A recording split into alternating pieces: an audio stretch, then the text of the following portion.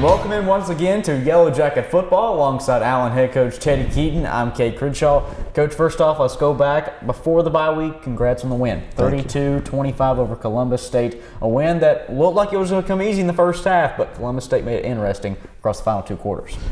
Yes, Columbus State came with a good game plan. I think the quarterback kept him in the game a lot more. He was real slithery, couldn't get to him, so he extended plays. Offensively, I think they got a little too excited and they decided, okay, we're going to go out. So we created a couple mistakes, shooting ourselves in the foot, gave them opportunities. Then when they kicked my safety out of the game, that was a big blow to us. We had two young guys back there, and they were, just running around, acting like they didn't know what they were doing. And that's what you get when you have a lot of young guys. You come out of that game and head into the bye week. Injury report. What's your team look like heading to the final game of the season? We're actually surprisingly really healthy. I'm proud of the kids. They got a lot of rehab in the bye week. They got a lot of things to help them get. We stayed off the soft tissue issues, the things that we needed to do in order for us to get better as a team. What were some of those things you focused on in practice from a coaching standpoint in the bye? In 2 weeks, we had 9 turnovers. From Erskine to Columbus State, 9 turnovers. You're not supposed to win. We won and won in those. We worked on taking care of the ball. Protecting the ball was important. Even on offense in the Columbus State game, we made some big plays, and then all of a sudden the ball get knocked out. Somebody's walking around with the ball in their hand, carrying it the wrong way. We went back to the fundamentals, the things that we needed to do in order to take care of business and making sure we don't give offenses extra possessions. We worked on tackling a little bit, wrapping up, stopping. We had times that we had people in the hole, the defense worked, and we missed the tackle. We worked on angles too. A lot of times you see on tape there's a lot of bad angles, so we worked back to the pursuit drill. So we went back to some day one stuff to get better for this game. We've mentioned his name a couple times in the program, and rightfully so, QB1. Right, David Wright III. Not only did he pass the 2,000-yard mark last week, but also he's now completing 60% of his passes on the season. He's got a chance to hit 2,500 this weekend. He's a tremendous athlete. He does a good job. He comes to work. He studies the film. He's a coach's player. He comes in. He knows what he's doing. He knows what he wants to do. He's even getting a little cocky now that he wants to add to the game plan.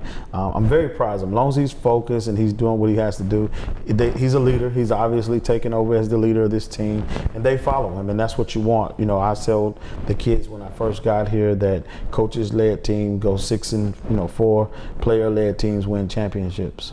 Well, Coach, on the other end of David Wright III, you also have to talk about his receiving corps, and it's led by Jamal Jones. 2 scores this weekend. You were talking to me a little bit earlier. He's let you know how close he is to that 1,000-yard mark. Yes, he's 224 yards away from 1,000 yards. As a true freshman, that's a compliment in himself.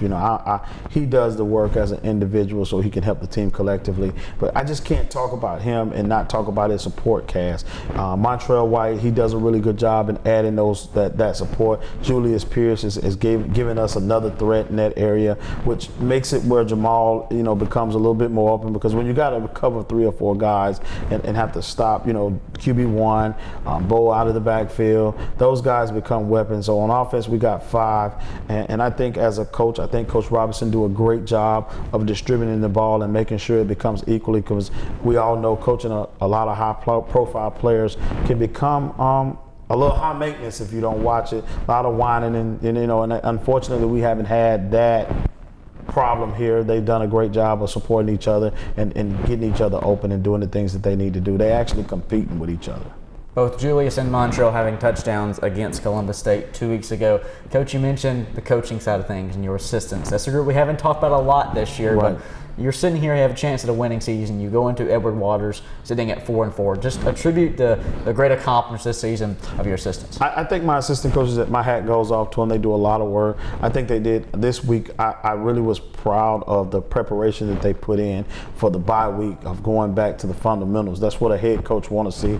My guys go back to the fundamentals, the things that we're not doing. We had a chance to evaluate all the games that we had played, and let's find the things that we can fix fast, things that we could remind them of what they're not doing. And then the implementation of the game plan every week and staying on task and trying to coach the young fellas up and put them in the right position. That's a job in itself. You got to realize we're playing with 80% of freshmen. I got 3 seniors that we're going to recognize this week, and all 3 of those guys have done a good job to them. But, we have, when you have no leadership, the coaches play a big role in making sure the players know what they're doing.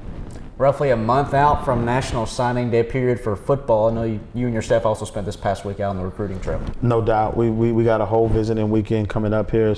27 guys will be on campus this weekend to visit us. We had 21 when we played Columbus State. So that's a total of 40-some guys that hopefully we can get to commit and join the program and, what Allen University has to offer.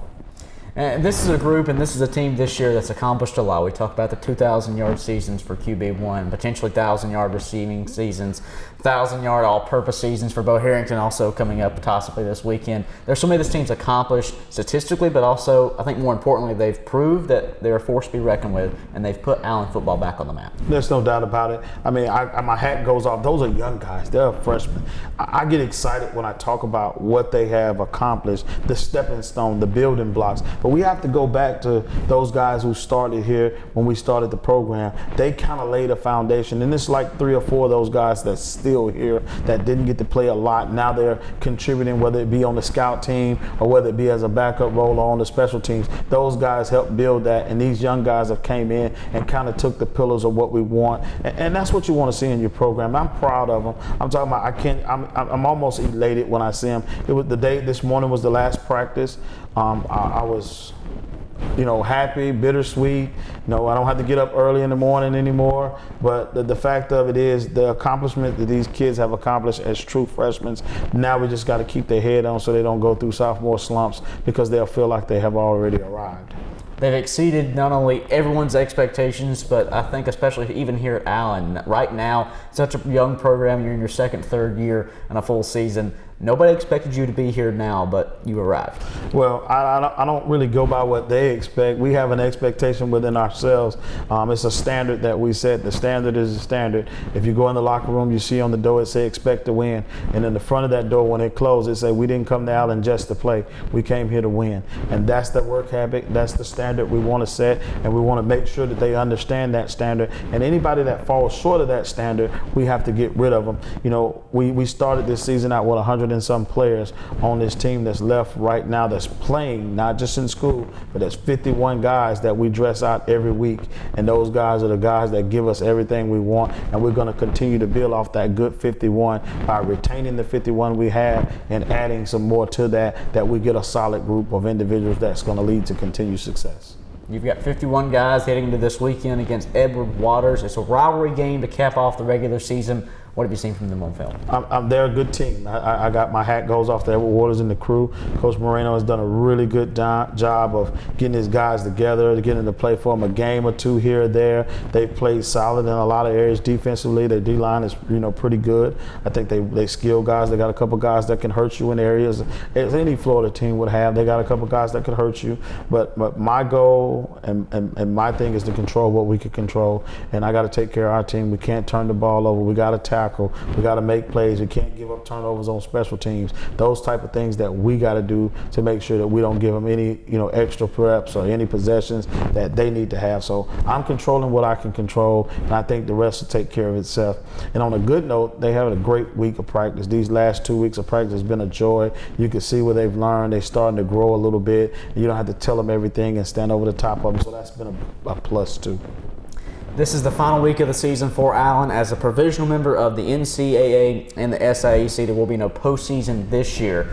How is that mentality approached into this last week, that regardless of what we do, we can accomplish a winning season, but there's no football after this for this season? Are you treating this like a playoff type atmosphere? No. Like I said, I take every game. And they knew that when they signed the paper to come here that we wouldn't be able to qualify for a championship or a postseason play. So they knew what they were coming. So we have to make sure. I think a lot of them like the fact that it's the foundation, the fact that they're playing for a winning season, the fact that they're going to be the first to do a lot of things. And this group has done a lot of the first since they've been here. So I think they're ready. The fact that they're on ESPN, all that stuff matters. They plan and they practice that way. I'm excited about the game. I can't wait to Saturday. The kids have done everything they could do. The head's in the barn. Now it's time to play football.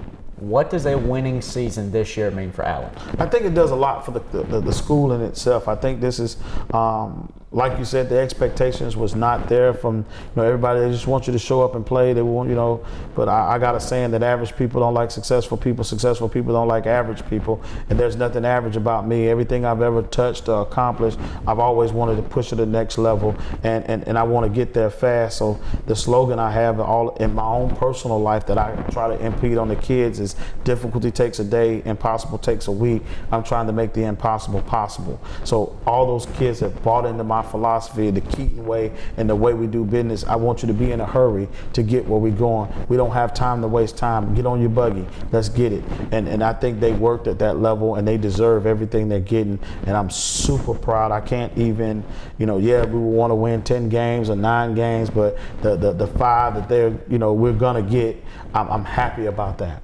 Well, best of luck this weekend. Allen hosts Edward Waters this coming Saturday in the final regular season game of the 2021 campaign. Now, while the regular season comes to a close, well, our show here is not over quite yet. We'll be back next week for a end of the season recap, hand out some Player of the Year awards, both offensively, defensively, and special teams across the board. So don't miss it next week when we conclude and put a bow on the 2021 season. But first, the Yellow Jackets will take on Edward Waters. For Teddy Keaton, I'm Kate Crenshaw. This has been Yellow Jacket Football. We'll see you next time.